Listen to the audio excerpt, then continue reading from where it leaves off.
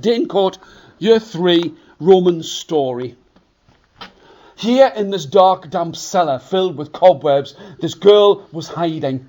She was mean. Even though she had all of the money she could ever need, she was staying there to try and rob her mother and father. She could feel the damp creeping into her short hair. She had money. Well, she did not have coins in her pocket. She did not have gold coins, but she had everything that she could want.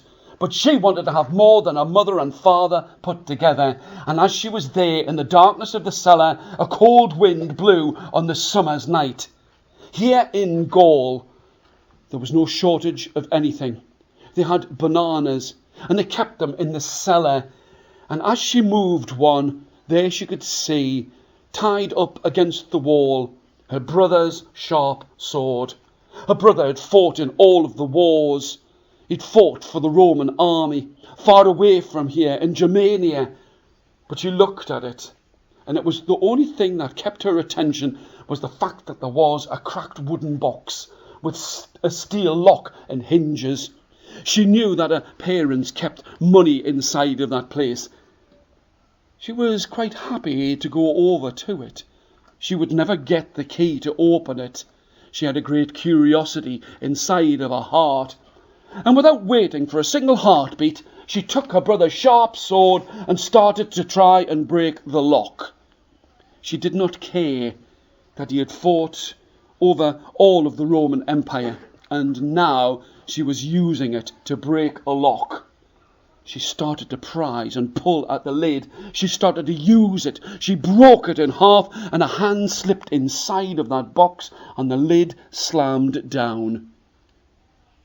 Inside, she could feel the coins inside of the box. She thought to herself, I shall have to take these out and now before this lid closes down on my hand. And she put her hand filled with coins and she started to pull her hand out. But she couldn't. She started to scream. She started to yell. She started to cry. And as she tried to pull, with a hand closed around all of the coins, it was too big to fit back out of the lid. One by one, she let the coins fall down, and as she pulled her hand out, the lid slammed down like a hammer. His sword was no bigger than a knife, no bigger than a dagger, but all of the noise that she had made had brought her parents to the cellar. Her father shook his head. His mother wept. Her mother wept. She looked. This is how you repay us. We give you everything we can. We live here, a good life here in Gaul, far away from Rome, and all you want to do is steal from us?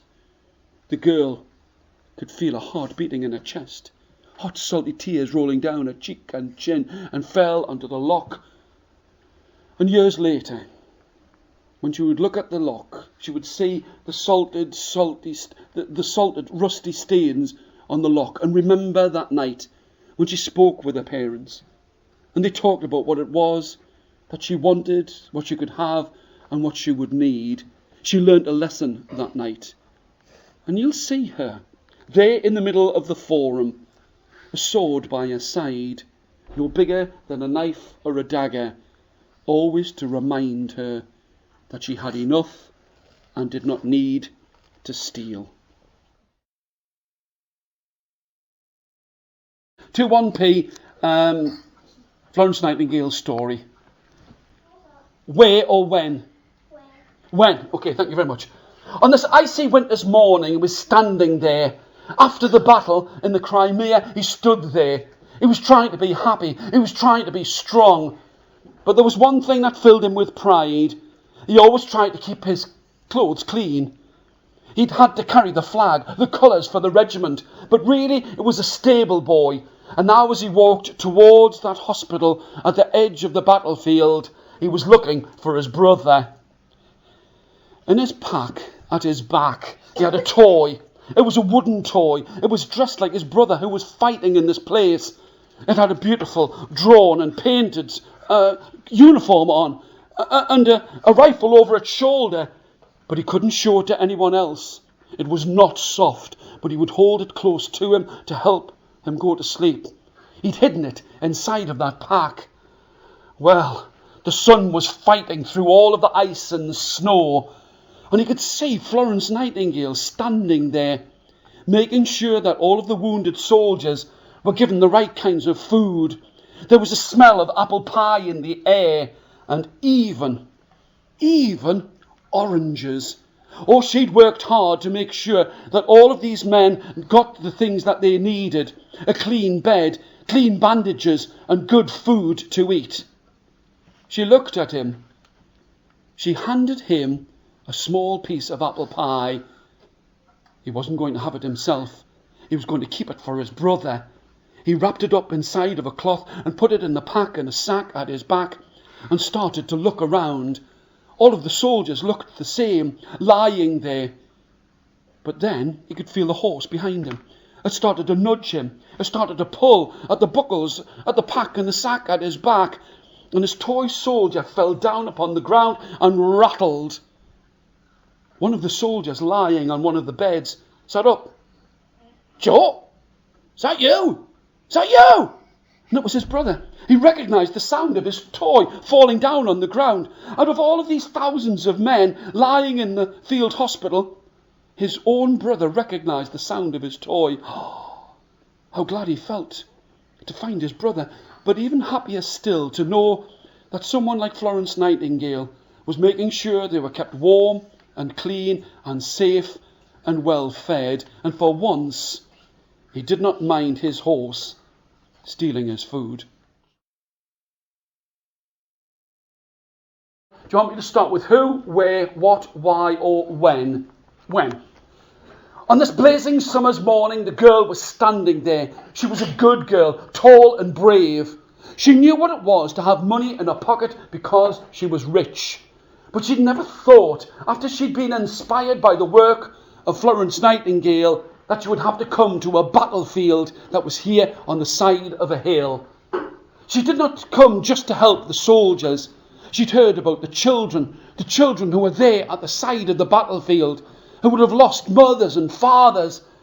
And as she stood there, she could see Florence Nightingale looking after all of the soldiers lying down in clean bed linen, in clean sheets, with clean bandages, making sure from the bag of equipment that they had that they would not have the sun in their eyes. She would protect them. She would make sure that they would get well quicker. She would make sure they were fed. But this girl, who had never worked before, could not believe what she saw. Sometimes she would take the glasses away from her eyes. Oh, she was a rich girl. She did not like what she saw. She was angry about the dirt on her own clothes. But she tried her best. She could hear the cannonballs, the grenades, the bombs exploding in the distance. And as she looked at the children who were there, she thought, what can I do for them? None of them had been wounded, but she thought she would try and give them something that would make them smile. With one little boy from the enemy side, she started to play a game with a ball with the two of them, and then another and another. And there was something that she could do that Florence Nightingale could not do. She could bring a smile to a child's face at the edge of a battlefield so far away from their home. Is that right? 21C, Florence Nightingale's story, starting with where. Although they did not know it, this war was going to come to an end. Here on the plains of Turkey, by the side of the sea, this man was angry. A young man, a strong man once. But now, having been a soldier and fought for weeks on end, he was starving. He'd fought to try and save his world, and all he could see in front of him was mud and ice and snow. And still, on this cold, icy winter's night time, he did not just feel as if he was starving. Every single part of him was uncomfortable. His feet, his shoes, his clothes. He could not stand it anymore, having fought in this place. And he could not believe his eyes. Not only was he hungry, he was also thirsty. He saw that there was a small pool, a pool that was filled with weeds, and he did not stop for a second. He broke through the ice and placed his face into that freezing cold water and drank as he had never drunk before. So thirsty, he sat himself down, and as he rested back, as the ice and snow was moved, he felt something underneath his hands. He could see that there was a flower underneath the ice. A small salty tear, can you do that with me? A small salty tear ran down his cheek and chin to think that this was a place that had once had beautiful flowers, and all he knew was fighting and the battle. He looked. In the distance he could see a lantern that was so bright, reflecting off the snow and ice, and he saw that there was a woman. He gasped. She was dressed all in black, a white blouse. She had an apron in front of her, and he could see her tending to all of the soldiers. He looked at her. He thought he'd heard of this woman, this lady of the lamp, who had saved soldiers. He couldn't stop himself.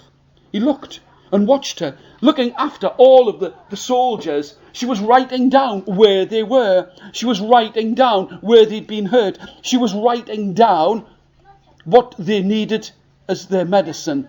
But I'll tell you this, as the moon went over the sky, you could see that she was walking towards a bomb. Now, she was the enemy. She'd been helping all of the soldiers to recover so that they could fight again. But he looked at the way that she looked after the soldiers, and he couldn't stop himself. By the light of the moon, he shouted, "Do not go that way!" The woman stopped. She looked about. He ducked back down. He saw her whisper, "Thank you." He'd saved her life. Thank you. She reached into her pocket and she laid down upon the ground a small bag of money. He tried not to, but all he could think of was what he could buy, how he could make himself well again, if he was to eat, if he was to have food in his belly. And he ran over and took that bag of money. Far away from the battlefield, he stood inside of a shop, and he bought himself a fine hot meal. But he also put a small plate at its side, a plate that he filled with just small pieces of that meal, to remember the woman that he'd saved, the woman who'd given the money to buy this meal in the first place. And even when he was an old man, he would always leave a place for Florence with the lamp that he had saved, and she had saved him.